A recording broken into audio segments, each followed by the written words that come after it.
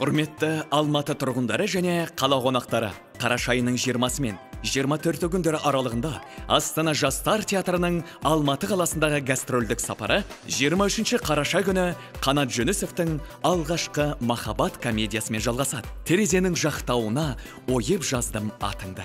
Бұл қызығы мен мұңы аралас албырт кезеңдегі аяулы сезім. Сірә махаббат машақатын көрмеген жан кемдеген болар. Ал алғашқы сезімі ұстазына оянып, өзінен әлдеқайда үлкен қызға ғашық болған боз бала жайлы естіп пе едіңіз?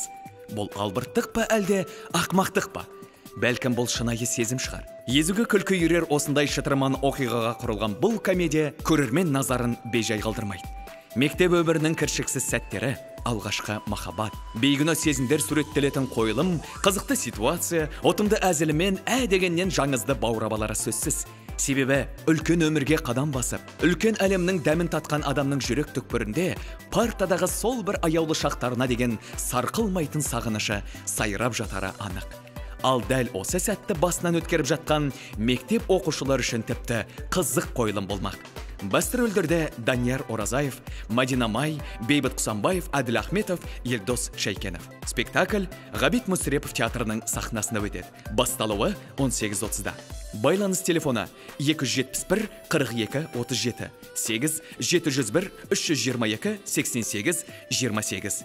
Театрда кездескенше.